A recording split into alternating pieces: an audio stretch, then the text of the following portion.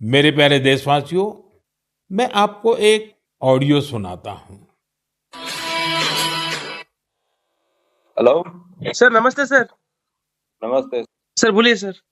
देखिए, ये जो आपने एफआईआर नंबर मुझे सेंड किया है, इस नंबर के खिलाफ 17 कंप्लेंट्स हमारे पास। आप ये नंबर यूज कर रहे हैं? मैंने नहीं यूज करता हूँ सर। अभी कहाँ से बात कर रहे हो? Sir Karnataka sir. वो घर में हूँ सर।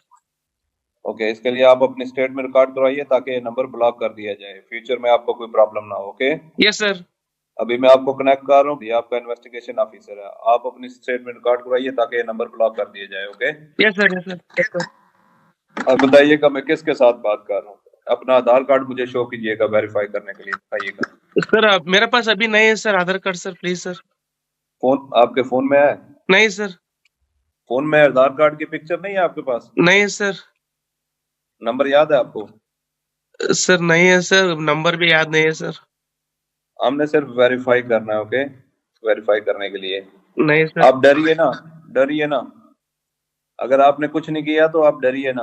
हाँ सर, हाँ सर। अगर आपके पास आधार कार्ड है तो मुझे दिखा दीजिए वेरीफाई करने के नहीं लिए। सर, नहीं सर, मैं गांव को आया था सर, घर में है सर। Okay, coming. जय हिंद। इस व्यक्ति के वन साइड वीडियो का रिकॉर्ड करो as per the protocol. Okay, ये ऑडियो सिर्फ जानकारी के लिए नहीं, ये कोई मनोरंजन वाला ऑडियो नहीं है। एक गहरी चिंता को लेकर के ऑडियो आया है। आपने अभी जो बातचीत सुनी, वो डिजिटल अरेस्ट के फरेब की है। ये बातचीत एक पीड़ित और फ्रॉड करने वाले के बीच हुई है। डिजिटल अरेस्ट के फ्रॉड में फोन करने वाले कभी पुलिस, कभी सीबीआई, कभी नारकोटिक्स, कभी आरबीआई, ऐसे भांति भांति के लेबल लगाकर बनावटी अधिकारी बनकर बात करते हैं और बड़े कॉन्फिडेंस के साथ करते हैं। मुझे मन की बात के बहुत से श्रोताओं ने कहा कि इसकी चर्चा जरूर करनी चाहिए। आइए मैं आपको बताता हूं, ये फ्रॉड करने वाली गैंग काम कैसे करती है, ये खतरनाक खेल क्या है। आपको भी समझना बहुत जरूरी है, औरों को भी समझाना उतना ही आवश्यक है। पहला दाव, आपकी व्यक्तिगत जानकारी, वो सब जुटा करके रखते हैं। आप पिछले महीने गोवा गए थे, है ना? आपकी बेटी दिल्ली में पढ़ती है ना? वे आपके बारे में इतनी जानकारी जुटाकर रखते हैं कि आप दंग रह जाएंगे। दूसरा दाव, भय का माहौल पैदा करो। वर्दी, सरकारी दफ्तर का सेटअप, कानूनी धाराएं, वो आपको इतना डरा देंगे, फोन पर बातों बातों में आप सोच भी नहीं पाएंगे। और फिर उनका तीसरा दाव शुरू होता है। तीसरा दाव, समय का दबाव। अभी फैसला करना होगा, वरना आपको गिरफ्तार करना पड़ेगा।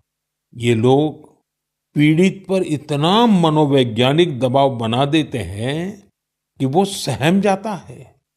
डिजिटल अरेस्ट के शिकार होने वालों में हर वर्ग, हर उम्र के लोग हैं।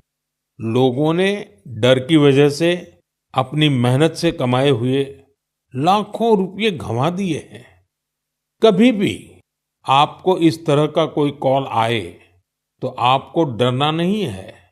आपको पता होना चाहिए, कोई भी जांच एजेंसी फोन कॉल या वीडियो कॉल पर इस तरह पूछताछ कभी भी नहीं करती। मैं आपको डिजिटल सुरक्षा के 3 चरण बताता हूं। ये 3 चरण है: रुको, सोचो, एक्शन लो। कॉल आते ही रुको, घबराए नहीं, शांत रहे, जल्दबाजी में कोई कदम न उठाएं, किसी को अपनी व्यक्तिगत जानकारी न दें। संभव हो तो स्क्रीनशॉट लें और रिकॉर्डिंग जरूर करें। इसके बाद आता है दूसरा चरण। पहला चरण था रुको, दूसरा चरण है सोचो। कोई भी सरकारी एजेंसी फोन पर ऐसे धमकी नहीं देती। न ही वीडियो कॉल पर पूछताछ करती है, न ही ऐसे पैसा की मांग करती है। अगर डर लगे तो समझिए कुछ गड़बड़ है। और पहला चरण, दूसरा चरण और अब मैं कहता हूं तीसरा चरण। पहले चरण में मैंने कहा रुको, दूसरे चरण में मैंने कहा सोचो, और तीसरा चरण कहता हूं एक्शन लो। राष्ट्रीय साइबर हेल्पलाइन 1930 डायल करें, cybercrime.gov.in पर रिपोर्ट करें, परिवार और पुलिस को सूचित करें, सबूत सुरक्षित रखें। रुको, बाद में सोचो और फिर एक्शन लो। ये 3 चरण आपकी डिजिटल सुरक्षा का रक्षक बनेंगे। साथियों, मैं फिर कहूंगा, डिजिटल अरेस्ट जैसी कोई व्यवस्था कानून में नहीं है। ये सिर्फ फ्रॉड है, फरेब है, झूठ है, बदमाशों का गिरोह है। और जो लोग ऐसा कर रहे हैं वो समाज के दुश्मन है। डिजिटल अरेस्ट के नाम पर जो फरेब चल रहा है उससे निपटने के लिए तमाम जांच एजेंसियां राज्य सरकारों के साथ मिलकर काम कर रही है। इन एजेंसियों में तालमेल बनाने के लिए नेशनल साइबर कोऑर्डिनेशन सेंटर की स्थापना की गई है। एजेंसियों की तरफ से ऐसे फ्रॉड करने वाली हजारों वीडियो कॉलिंग आईडी को ब्लॉक किया गया है। लाखों सिम कार्ड, मोबाइल फोन और बैंक अकाउंट्स को भी ब्लॉक किया गया है। एजेंसियां अपना काम कर रही है, लेकिन डिजिटल अरेस्ट के नाम पर हो रहे स्कैम से बचने के लिए बहुत जरूरी है हर किसी की जागरूकता, हर नागरिक की जागरूकता। जो लोग भी इस तरह के साइबर फ्रॉड का शिकार होते हैं, उन्हें ज्यादा से ज्यादा लोगों को इसके बारे में बताना चाहिए। आप जागरूकता के लिए #सेफ डिजिटल इंडिया का प्रयोग कर सकते हैं। मैं स्कूलों और कॉलेजों को भी कहूंगा कि साइबर स्कैम के खिलाफ मुहिम में छात्रों को भी जोड़े। समाज में सबके प्रयासों से ही हम इस चुनौती का मुकाबला कर सकते हैं।